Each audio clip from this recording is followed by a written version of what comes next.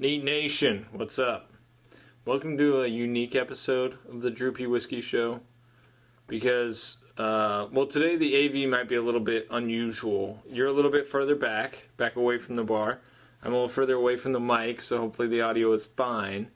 But what we're doing today is I'm going to give you a little bit of a tour of the bar. I'm not going to actually, move the camera around and show you everything, but I'm going to show you literally every bottle in my collection. And the point is that I want to explain why I have them. Talk about how I collect, basically. The bottles that I have, why do I have them? And why do I think you should have them or not have them? Bottom line, this is going to be a long video, but I think it's going to be awesome. So, strap in, get some popcorn, pour yourself a bourbon, and let's talk about the Droopy Whiskey Bar and how I got all my whiskey. Before we do that, I'm going to have to be swift because I don't think I actually have that much memory card space. So we're shooting for 35 minutes or so I'm definitely going to need some bourbon, and we're going to have to basically average two or three whiskeys a minute. So we're not off to a great start. But I'm going to start with some Knob Creek Rye because I'm feeling it. This is the first batch of that almost 9-ish year cast strength rye they did. Really, really solid. Let's start with this one. The Knob Creek cast strength rye, I got it off the shelf because it's well-aged rye. It's Kentucky rye. This is the same juice that goes in Booker's, just not as curated and not as old, not as special, but it's good. It's really solid. As I talk, I want to share again why I have some of these whiskeys. Mostly now, they're the whiskeys that I love. I don't have a lot of filler whiskey. If I don't like it, normally I give it away. A couple coworkers have been the benefactors of whiskeys that I'm not feeling so much. Also my dad and my brother. Share the love. If you have friends whose palates are different than yours, or maybe not as discerning, maybe educate them. Not only I'm giving away bad whiskey, because I don't really have any bad whiskey, outside of an inordinate amount of samples, craft whiskey samples, again, thanks to Nation. And not all those are bad. Very few of them, actually. Anyway, so the bottles I have, I love. That's what I'm trying to get to. Let's keep going. All right, Knob Creek Single Barrel from Timers. I'm a Knob Creek guy. I like it. I also have a Knob Creek 12. Got this one off the shelf. I got this one at Otto's in Milwaukee. I really like Knob Creek. I'm not a big Jim Beam guy. You all know this. But I'm in on Knob Creek. I think it is a slightly less nutty, off-putting. It reminds me of some really solid Heaven Hill stuff. As I go through these whiskeys, all of these here and above are the ones I have open. I have one or two open down here. But by and large, if it's open, it's out. And it's for drinking. Along with the knob, I've got a bottle of Booker's. I won't pull this out. Booker's, as I mentioned on Jim Beam, I'm not really majorly into the Beam products, but Booker's, I just have to have one around. It's good to share. It's good if somebody hasn't had it before. And periodically I'll get the craving for the nutty funk, and then I go for it. I have two open bottles of the Starlight picks we did, the Apple Brandy Finish Bourbon, and then the Double Oak Rye. Of course, I'm going to have bottles of the picks that we've done. Still waiting on some picks that we've done to be bottled. Can't wait to add to the pick collection. But both these are really solid. The Double Oak Rye was my favorite craft whiskey I had in all of 2021. So far, all these whiskeys I've received by very normal methods. As we get into these Smoke Wagon products, these I did not get through normal means. These were given to me. By a friend of the pod, friend of the channel. So several of the bottles I have back here were gifts. This one was, and then several other downstairs. By downstairs, I mean in my bunker behind the bar. But I'm always thankful when folks give me whiskey to try, to enjoy. And I use these Smoke Wagons a lot because they're good examples of sourced and blended MGP. So if I'm comparing another craft whiskey that's doing something with MGP, I'd like to use Smoke Wagon as kind of a benchmark. Of course, one of the whiskeys I just put away was not Smoke Wagon. It's an ASW wheated bourbon that I also mentioned in one of my craft whiskey videos because it was super good. It was a finished wheated whiskey. I found out later it was actually produced by MGP, sourced and finished at ASW. That's really solid. Another craft whiskey to show you guys is the Still Austin Cask Strength. I've mentioned this in several videos. 2-year-old bourbon out of Austin, Texas. It's their own juice, and my goodness, it's great. Some bottom shelf offerings I like to keep around because you never know when you might want to make a bourbon cocktail. It happens. Not often for me because I tend to keep it neat, as they say, but periodically I'll want to make a bourbon cocktail.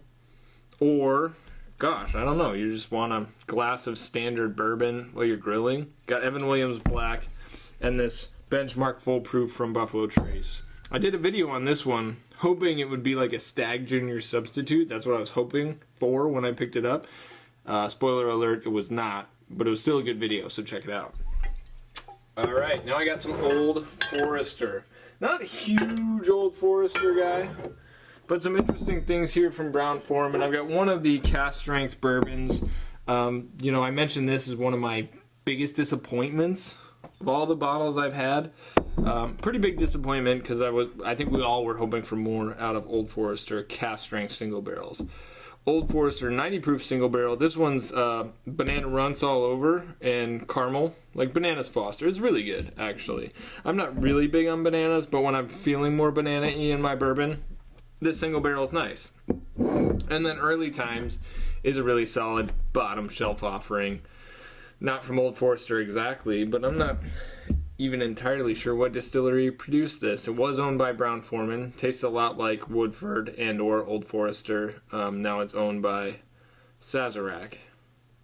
But this was definitely produced by Brown-Forman. Good stuff. I mean, can't hate on this. As we continue to run our way through the lineup, we've got some J. Henry, a Wisconsin bourbon. Should mention too that all these off the shelf. Every single one of them off the shelf. J. Henry also off the shelf, just down the road. Grocery store pick, cask strength, 5-year-old Wisconsin bourbon, really solid. I like to keep some Wisconsin products around because, hey, that's where I live. Limousine Rye, 6-year cask strength rye. Did a pick with these folks, Dancing Goat. Maybe multiple picks, TBD. Got a little tasting set headed my way to try and get this stuff locked down. We locked it down, but then there was an audible. And I still don't know. But anyway, good stuff coming out of just east of Madison. I forget what the name of the town they're in is called. Willet Rye. Again, off the shelf. This was actually at the distillery because I tasted this batch and I loved this batch. This is 108.8 proof. Really good stuff. You know what? I might even do a little side-by-side here with the knob, because this is one of my favorite ryes that I have. And I've got some killer ryes. It's pretty cheap. Well, I guess $70 at the distillery. Cheap relative to, like, you know, Michter's 10 rye, which is great. We'll talk about in a minute. Next to the Willet, Elijah Craig's. This was a single barrel given to me, again, friend of the channel. Pretty sure this one was William Wiley. Sent just really an Elijah Craig care package. Elijah Craig, some of my favorite stuff, so I appreciated that for sure. And then I picked up the Elijah Craig rye, another rye that I like. This one didn't get killer reviews, but I love it. And I will keep it around. I think I'll get another bottle after I kill this one because it's $30. I picked it up in Indiana on my golf bourbon trip with my bro and my dad this year. Henry McKenna. It's fantastic. Every time I see it, I'm like, you know what? I might pour some of that, but not today. A couple things from Cat's Eye Distillery in Iowa. Iowa, yes. A Polish rye whiskey, finished in port wine, and then light whiskey. Both, well, this one's from, I don't know, some distillery in Poland. I'm not entirely sure the story behind this one, actually, but it's really good. This light whiskey is from MGP, 16-year-old, single barrel, and it's killer. I'm really into the Bardstown products, so this is the one I have open. Bardstown, the Prisoner, 100 proof, You know, it's old Tennessee whiskey, 10-year, finished in the Prisoner wine casks, and it's quite good. The Tennessee whiskey is evident, I will say that. But I'll take it over the Dickel 15, which I enjoy periodically. It was better, like, first opened. For whatever reason, when that Dickel 15 sat, it wasn't as good. But Prisoner, good. Rare Breed Rye, another disappointing bottle for me, but it's still a good rye. So while it's disappointing, I don't not like it, just to be clear. Barrel Bourbons released some really solid products. Real quick, shelf, gift from a friend, shelf. So you're getting the pattern here of how I collect whiskey. I buy what I love. The end. Barrel bourbon, I've had a couple good batches. I heard 26 was good. It is good. Very orangey. Not like Dickel orangey, but there's some Dickel in here, which is probably why it's orangey. Speaking of Dickel, I'm almost done with this Dickel 11-year bottled in bond, which kind of like the Dickel 15. I liked it more early on, you know, when it was up here. And then that's taken me a while to finish. So I used to be bigger into the Dickel a little bit more. I'm less finding myself not wanting it as much. On the other hand, Russell's Reserve, I want it all the time. I love this, and I've had, like I think I mentioned in a recent video, like 2 bottles of Rare Breed Rye and like 3 Russell's Reserve single barrels this year, and I just keep drinking them because it's so delicious. This pick from Total Wine, fantastic. Benchmark single barrel. Really good Buffalo Trace alternative. It is Buffalo Trace. And standard Benchmark, not so good. The single barrel release, quite good. So, whoa. And my wife mentioned, I really like this one. So I have this and then 2 extra bottles, which we'll get to the bunker in a minute. But for the wife. Along in my Buffalo Trace corner, a shelf, real quick. All in the shelf. These were a sponsorship deal we'll talk about in a minute. Yeah. We'll get there. So, Eagle Rare, this is a store pick, but off the shelf. E.H. Taylor, off the shelf in Louisville, and I have one other that was a gift. And Weller 107, I have one that was a gift, and then I traded for 2. So, I did give up some Henry McKenna, I think 3 of them, for 2 Weller 107s. So I had 2, and then I had 1 as a gift, so I have 2 backups, and this one. Buffalo Trace single barrel, off the shelf, Stag Junior. This one was off the shelf, and then I traded for 1. I traded 2 1792 Sweet Wheats for my backup Stag Junior, which is actually the batch 12, so pretty cool on that. These are Scotches, so this is my little alternative corner. I have New Riff shelf, just a standard single barrel. I'll probably give that one away because it's not my favorite single barrel, but it's still good. I just probably won't drink it. Scotch Malt Whiskey Society, I did a video partnership with them, and gosh, they rock. Like, they just rock my socks off. So the whiskeys that I have from that partnership are unbelievable. And I'm going to have to buy more because I just love what they're doing. Cask strength single malt scotches. Single barrel single malt scotches. Sick. Nika whiskey from the barrel. Not open, actually, because I've got some other whiskeys similar to this that are open. This is a Japanese whiskey, close to cask strength, heavily sherried, pretty good. Unpeated, Brickletic, and then an almost empty bottle of Open 18. All those off the shelf. Makers 46, FAE01, SE4, PR5. I love Makers. I'm not ashamed of it.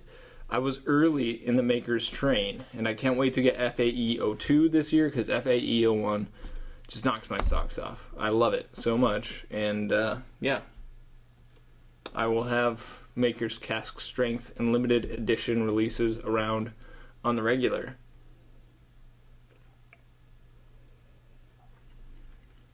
Yeah, that Willet Rye, that batch, 108.8.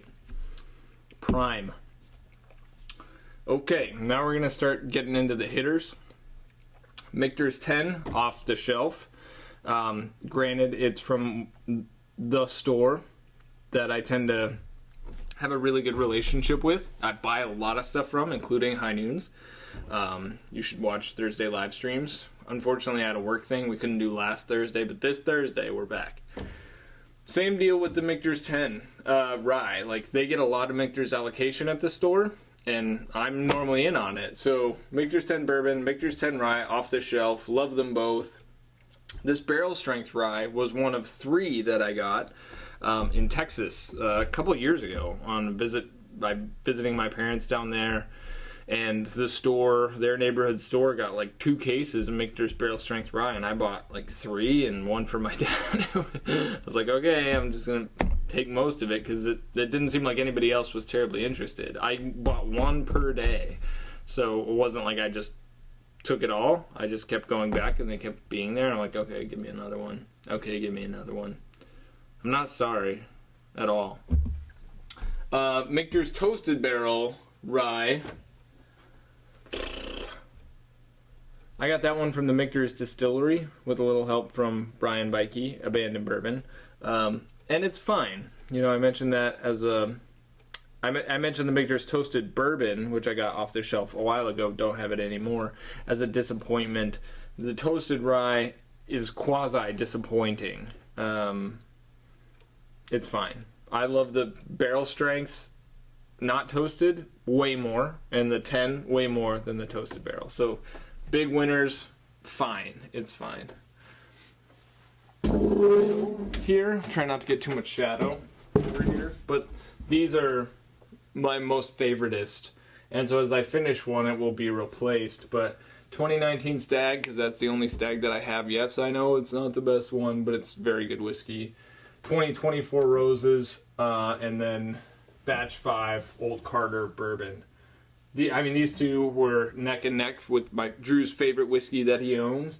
And then the Stag, I drank most of it with my dad and my brother. Was able to share a pour with a good friend of mine here just recently. So if you're a good friend and you're in the area and you want to try that, it's going to be gone soon. So let's get after it. Wild Turkey Decades. I do have a backup for this. But I bought them off the shelf. They were just sitting there for years. And I passed on them for years. And then I eventually bought 2. Because I was like, you know what, I'm going to regret it. You know, all the reviews for Decades were fantastic, so I eventually bought it. And was very happy that I did when I opened that one. Elijah Craig 18. Traded for that one. Traded, I think, a Weller 12, straight up. So Weller 12 for Elijah Craig 18. And, so, sorry, I'm getting ahead of myself here. Going back to this, Stag I traded. I had traded Blom and some cash pre my boycotting of the secondary market. A Blom and cash for a Booker's 30, full transparency, that I then traded for the George T. Stag and a 2016 Four Roses LE, which is in the bunker. TBD on whether or not that was a good trade. I wanted 2 bottles that I knew I would drink, and I knew I had a bottle that I would drink. And I mentioned I'm not big on Bookers, so it is what it is. It's in the past. Elijah Craig, I mentioned trade a Weller 12. This Elijah Craig barrel proof, I traded a friend of the show 2 bottles. One was batch 4 of the Remus Reserve, and then the other one was a Four Roses single barrel. And I really appreciate that the brother being willing to make that trade, because I, again, love Elijah Craig, and this is fantastic whiskey. And I've got plenty of Four Roses, and I have a backup of the Remus Batch 4. So this was a bottle I hadn't wanted, and I'm glad I have it now. I had to swap batteries, but we're back. Black and Willet off the shelf, really interesting whiskey. And I liked Willet Ryes, and this one to me was like a family estate, but in a different bottle, so let's go. And I was in on that. A couple others over here. My Elijah Craig Corner Toasted Barrel off the shelf. C920 off the shelf. Massive pirate bottle of the old, just after the age statement came off. All off the shelf. Love them all. Toasted is probably my least favorite Elijah Craig product that I've had. Would I take Toasted over everyday small batch? I don't know that I would. You know, honestly. It's just a little drying. I like it, but it's not my favorite. A Remus single barrel, local, timers, great, fantastic. 10-year redemption rye is overlooked by so many, and they're morons because it's really good at like $90. And then Remus Batch 5, Whiskey of the Year maybe? Maybe? Need to do a side-by-side with that and Russell's 13. Let's get down into the bunker now, though. So I'm going to bring the camera a little closer, and the angles are going to be weird. I apologize, but I just want you to kind of see so I don't have to get everything out, okay? So again, I have the whiskeys that I like, and I don't want to have them all open because I want to drink what I have, and particularly the ones that are really, really good. I don't feel like I have to have them all open. That may be controversial. I don't care. It's my whiskey, and I bought it, so... Russell's Reserve 13 off the shelf. Michter's 10 I back up off the shelf. Not a lot of secondary here, folks. Wild Turkey Decades, I mentioned, back up to that one off the shelf. Sherry Finish Master's Keep off the shelf. Master's Keep Cornerstone Rye off the shelf. Russell's Reserve 2003 off the shelf. I go to a lot of shelves. I got a shelf thing. I make a lot of stops.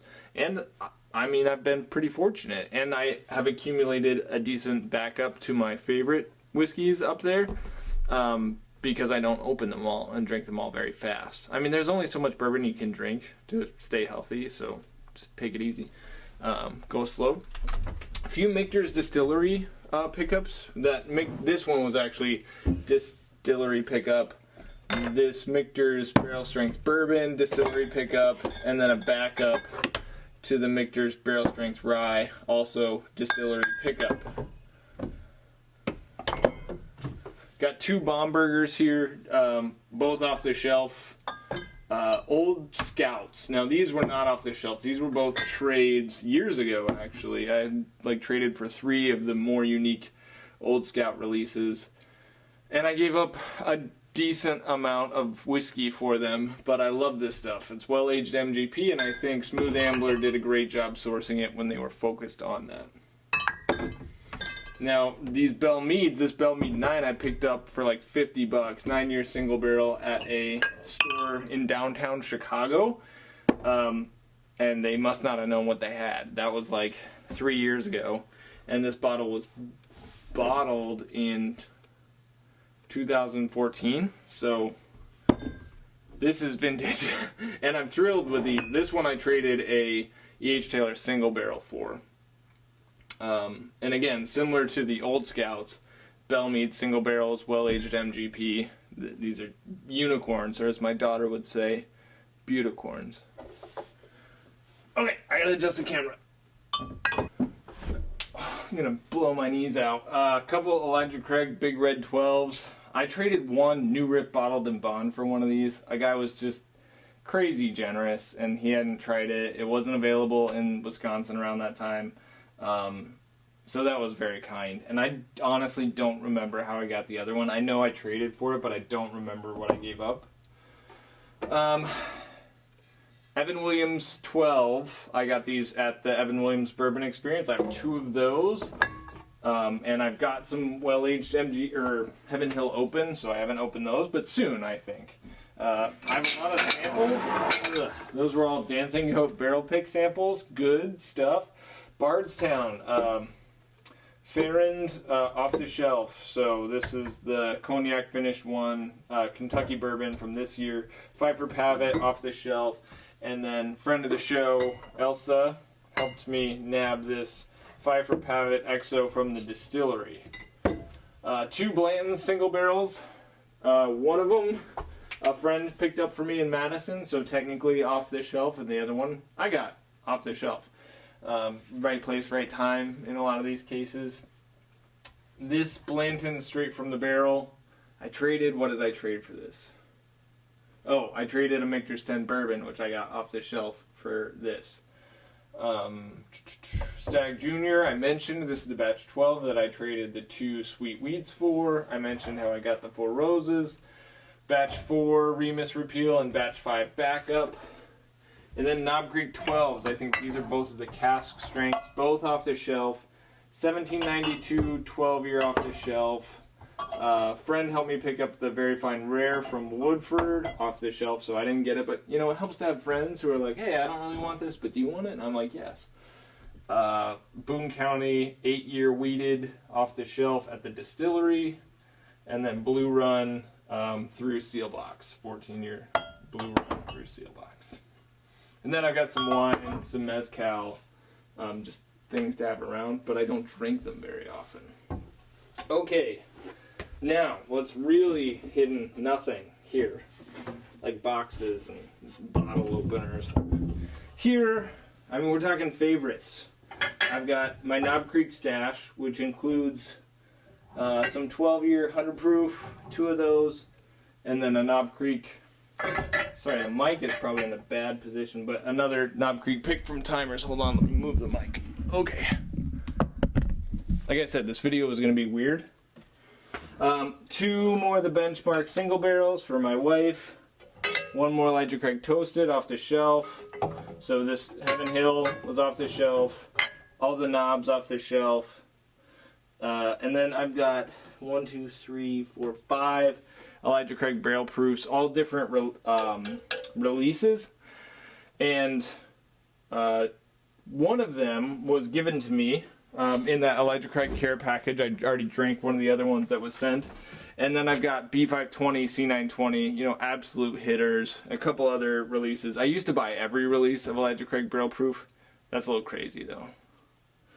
And then 1 more of the Pirate bottles, and then quite a few Henry McKenna's. Because I mentioned I always have one open, so every time I see one, I get it because I love to drink them. It's like Russell's Reserve single barrels.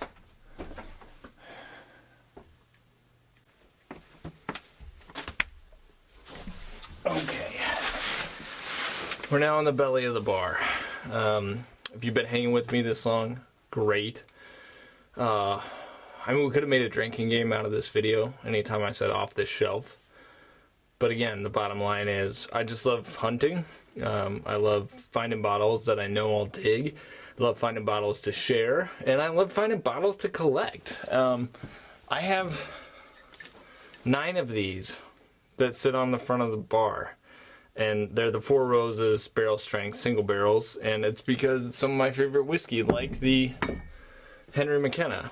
It's just like I love to always have one open, sometimes multiple, compare them, taste them, and I only buy 1 of every release, so every release I can get, which is not all of them here in Wisconsin. We don't get that many, and I try and get 1 of each one, and this year I think I'm 2 for 4, so regardless, I have a few more, and then we'll wrap this thing up. I don't keep it very clean down here because I'm the only one that ever sees it. Just to your left is my glassware, and then I've got samples on samples, just hanging out, a few t-shirts, and then just trash. I need to clean up.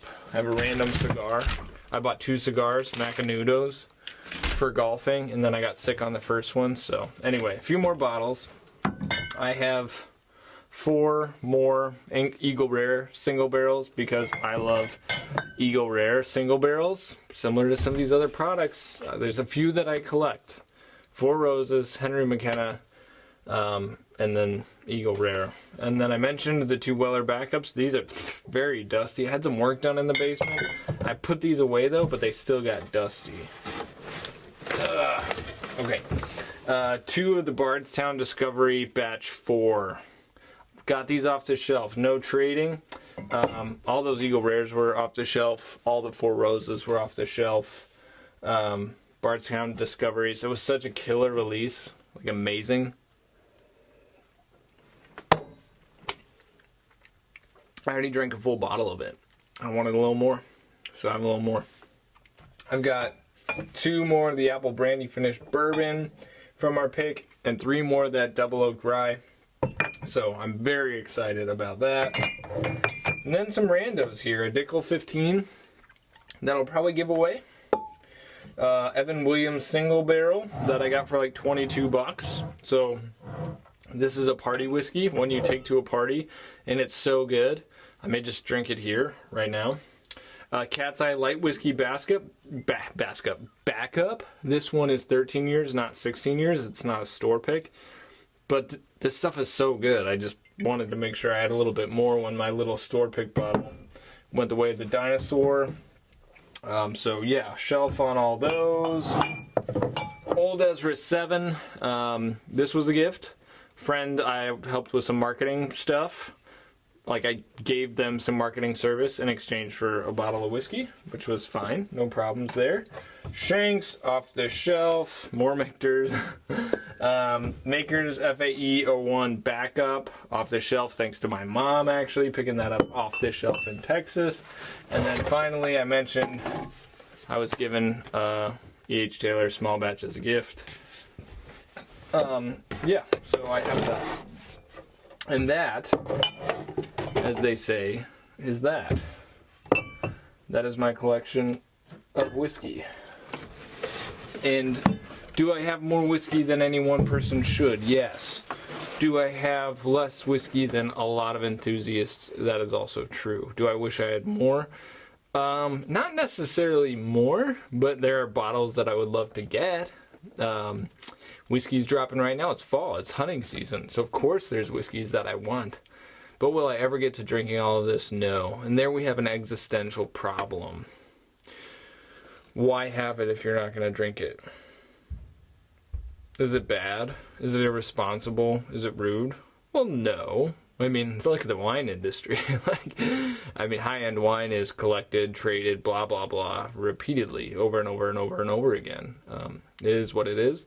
And there's something about collecting that I think is innate to human nature. Like, I think it's about trying to find value. We're trying to own things that are precious and valuable, but they're just shadows. Like, eventually they'll pass away. So bottom line is, I don't think it's bad to collect whiskey. Obviously I enjoy it, I celebrate it, but it is fleeting. It could all literally go up in smoke in a hurry. So as you do your collecting, as you go on your bourbon journey, just be careful. Like, this is not where you find your joy. I hope you all enjoyed that. So I'm just going to now sit here. I'm sure this is where my wife will find me 30 minutes from now. And then ask me what the heck I'm doing. So I was making a video. Y'all, you can find a lot more down in the show notes below. You can subscribe to this channel, like, comment, and subscribe. I mean, that's how you can help me out. It's how I can keep making dank videos for y'all. You can also follow me on Instagram at DrewPWhiskey. Catch y'all next time, back up at the top of the bar where I normally make my videos. Till then, stay healthy, stay safe, and keep it neat.